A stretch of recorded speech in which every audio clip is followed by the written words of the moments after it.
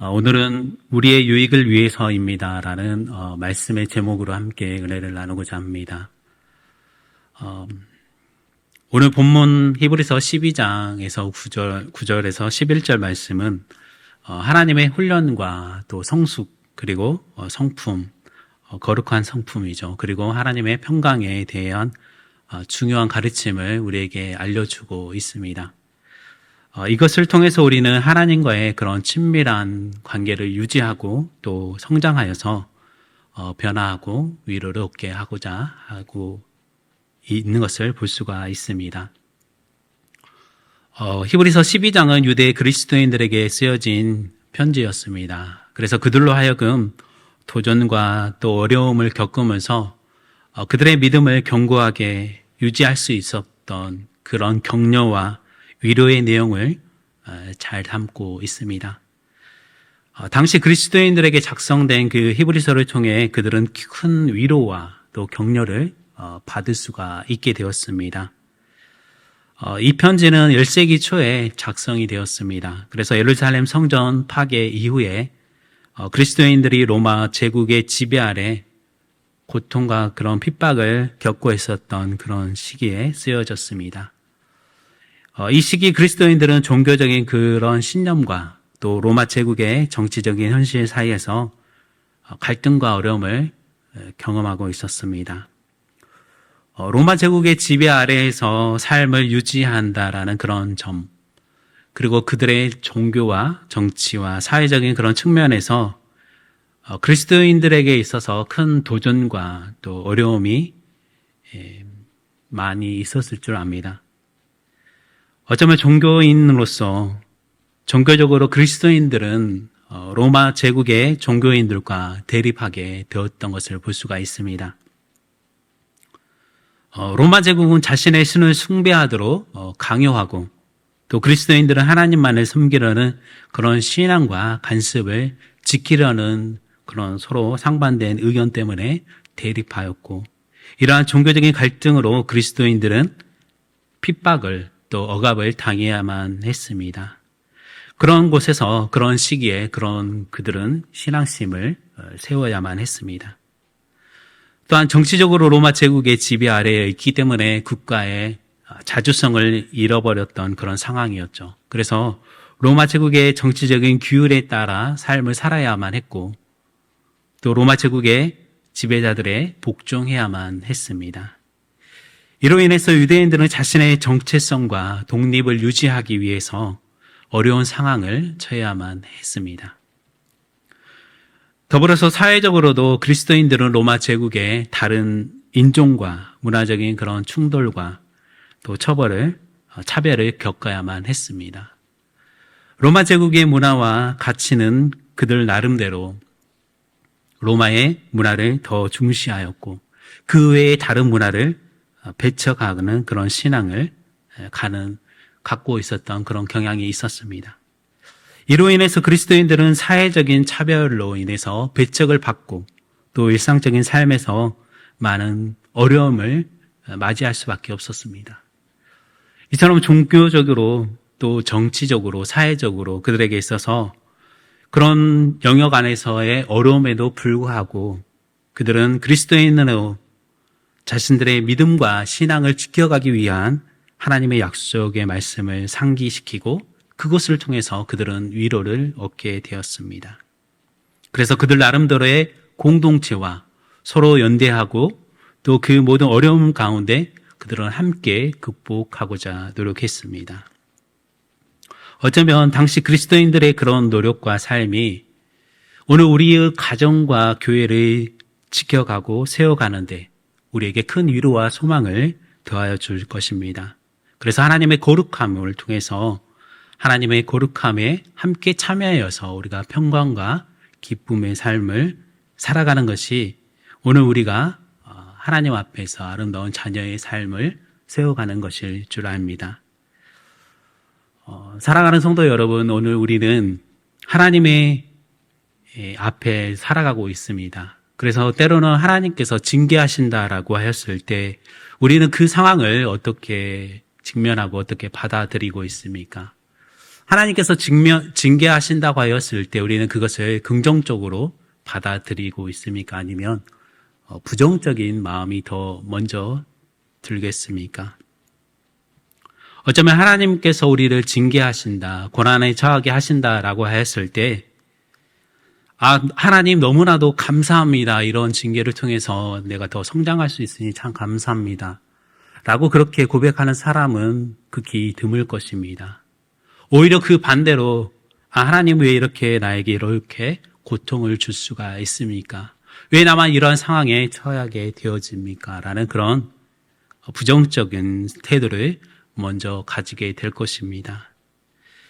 우리는 모두가 똑같이 고통하고 또 그 고통을 통해서 남들과 비교하기 싫을 만큼 나에게 큰 고통이 있다라고 생각하기 때문에 그럴 것입니다. 오늘 본문 히브리서 12장 9절 말씀에 보면 이렇게 말하는 것을 볼 수가 있습니다. 또 우리의 육신의 아버지가 우리를 징계하여도 공경하였거든 하물며 모든 종의 아버지께 더욱 복종하며 살려 하지 않겠느냐라고 말하고 있습니다. 징계, 그 징계라는 그 단어가 눈에 들어오신가요? 그 징계는 교육과 훈련과 징계를 의미하는 그런 단어이기도 합니다. 그래서 징계라고 했을 때 우리가 큰 벌을 받는다라고 생각할 수 있겠지만 그 본래적인 그 의미에서 살펴본다면 우리는 자녀가 부모의 훈계와 교육을 받아서 성장하는 것처럼 하나님도 우리를 교육하고 훈련시킨다라는 것을 알려주고 있습니다. 이 훈련은 종종 어려움을 동반하기도 하고 시련을 동반하기도 하지만 하나님께서 우리를 성장시키고 또 우리의 믿음을 견고하게 만들기 위한 그런 훈련의 준비 과정이다라는 것을 잘 알 수가 있습니다. 사무엘상을 살펴보면 다윗의 훈련과 왕자로서의 그 성장의 과정을 알려주고 있습니다. 그래서 사무엘이 다윗에게 기름을 부어서 그는 여호와의 영을 받게 되어집니다. 그래서 사무엘상 16장 13절 말씀에 이렇게 말하고 있습니다. 사무엘이 기름 뿔병을 가져다가 그의 형제 중에서 그에게 부었더니 이날 이후로 다윗이 여호와의 영에게 크게 감동이 되니라라고 하였습니다. 다윗은 하나님의 기름 부음을 받은 그 시간부터 다양한 훈련의 과정을 거쳐야만 했습니다. 이러한 훈련을 통해서 다윗으로 훌륭한 왕으로서 준비시키고 또 하나님과의 관계를 깊게 형성하는데 그런 도움을 줄 수가 있게 되었습니다. 유년 시절 양치기 훈련을 통해서 그가 얻게 되어진 것은 무엇일까요? 사무엘상 16장 11절 말씀에 보면 또 사무엘이 이새에게 이르되 네 아들이 다 여기 있느냐? 이새가 이르되 아직 막내가 남았는데 그는 양을 지키나이다. 사무엘이 이새에게 이르되 사람을 보내어 그를 데려오라. 그가 여기 오기까지는 우리가 식사 자리에 앉지 아니하겠노라 라고 하였습니다.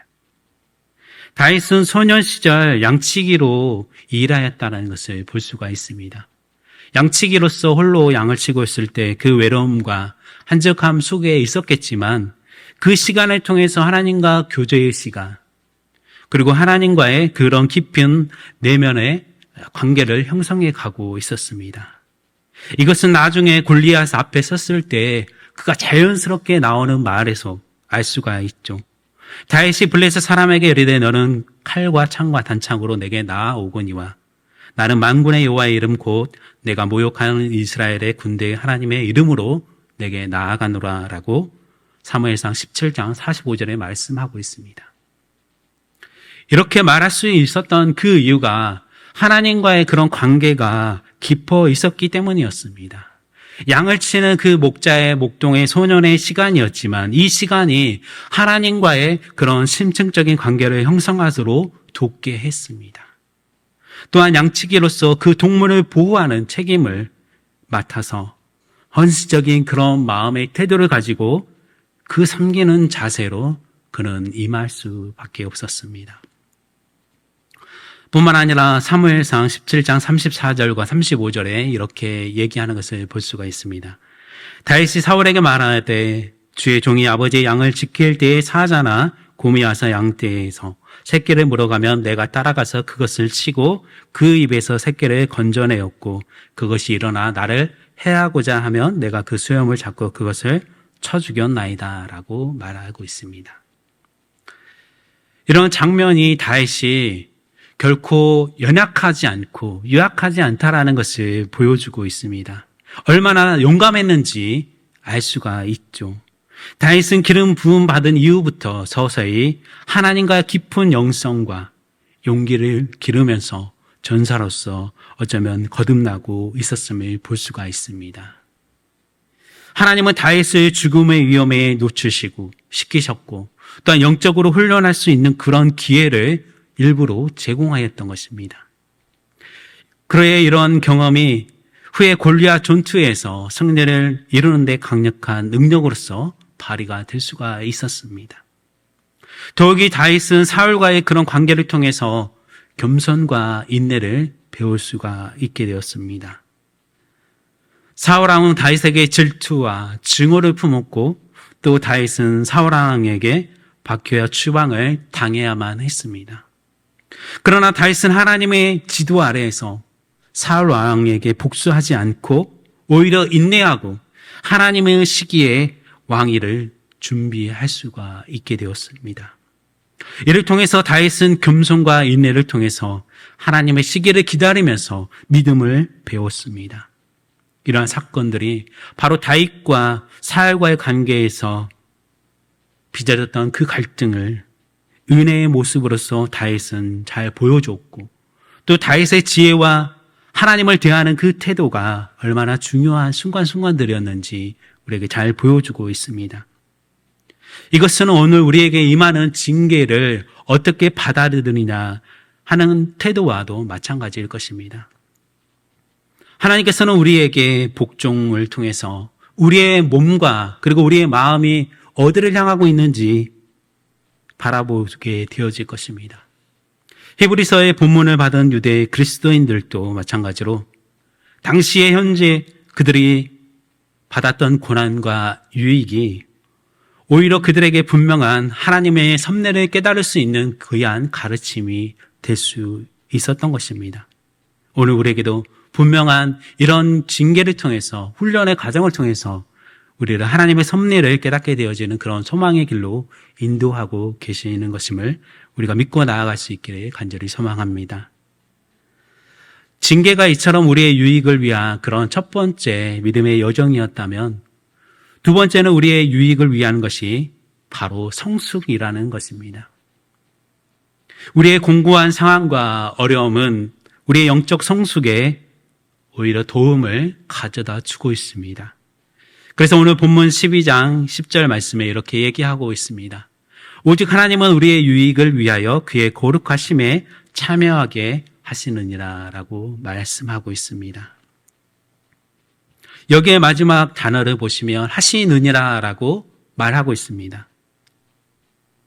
이것은 그 언어에서 방향, 진입의 의미를 그리고 목적의 의미를 나타내고 있습니다. 그러니 거룩함으로 나아갈 수 있는 그 방향을 알려준다라는 것입니다. 그래서 하나님의 징계가 우리를 하나님의 거룩하심 성품에 참여하도록 몰아간다라는 것입니다. 어쩌면 그렇게 몰아갈 수 있는 그런 추진이 되어지는 추진기 역할을 한다라는 것입니다. 사도 바울도 데살로니가전서 4장 7절 말씀에 이렇게 얘기합니다. 하나님이 우리를 부르시면 분정하게 하심이 아니요 거룩하게 하심이니라고 하였습니다.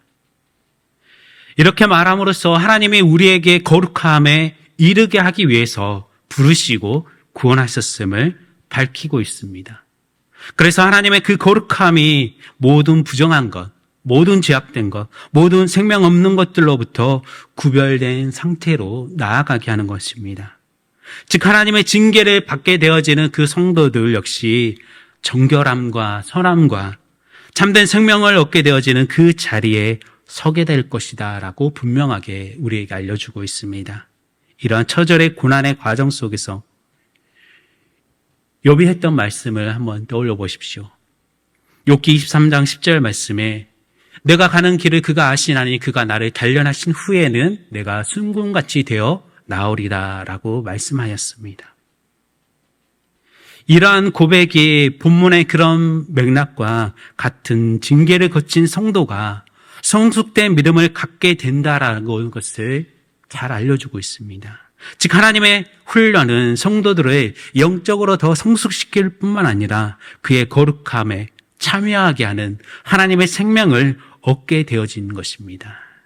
훈련을 통하지 않고는 하나님의 거룩하심에 참여할 수 없다라는 그런 의미를 내포하는 것입니다.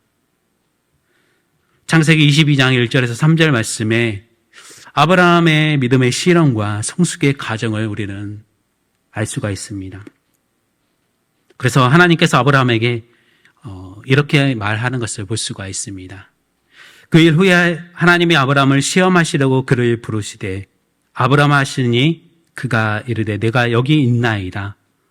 여호와께서 이르시되 내 아들 내 사랑하는 독자 이삭을 데리고 모리아 땅으로 가서 내가 내게 일러준 한 산 거기서 그를 번제로 드리라.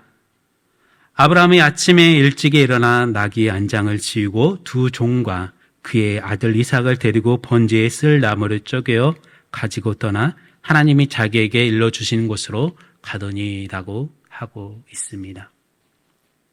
아브라함은 하나님의 명령에 따라서 자신의 아들 이삭을 드리는 큰 시련을 겪었습니다. 그러나 이 과정을 통해서 아브라함은 더 영적으로 성숙을 이뤄가게 되었음을 우리는 알 수가 있습니다.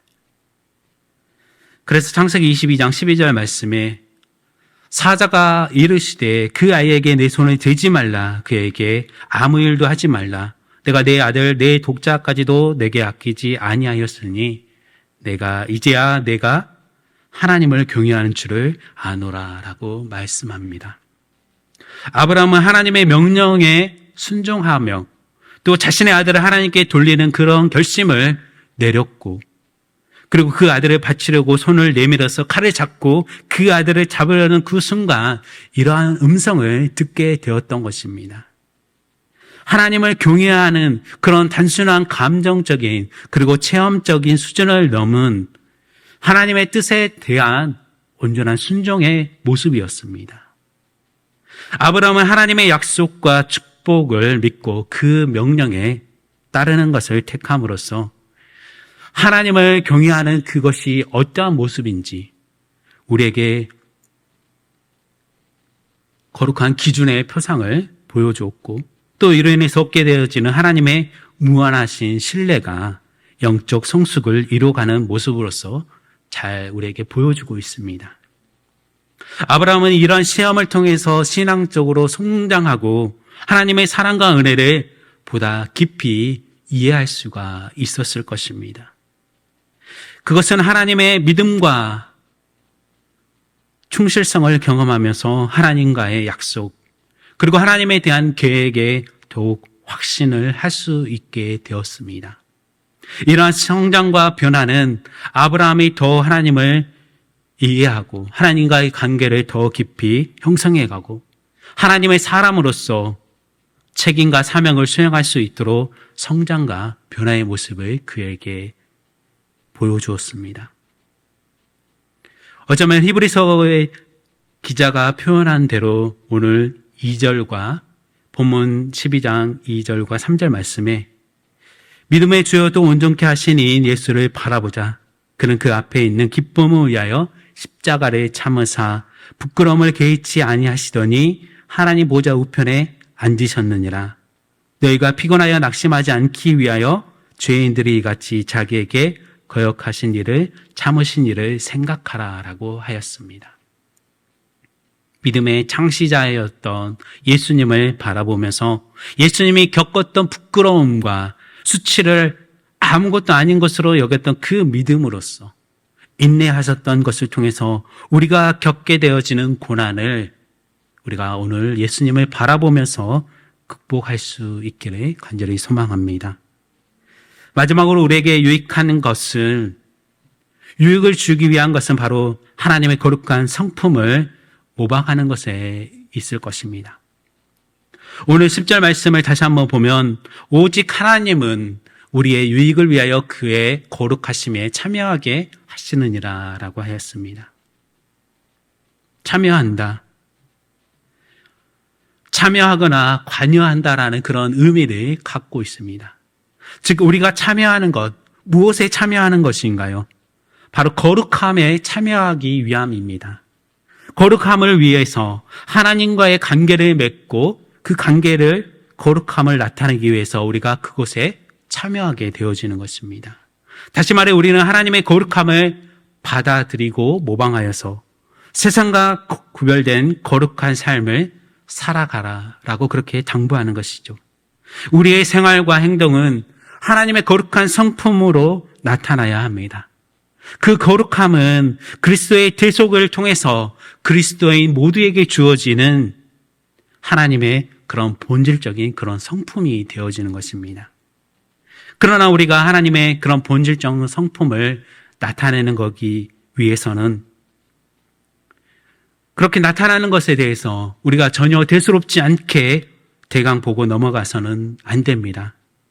왜냐하면 거룩함으로 나타나야 되어질 그 영광스러운 모습은 우리가 순식간에 결단해서 갑자기 이룰 수 있는 그런 단계가 아닙니다.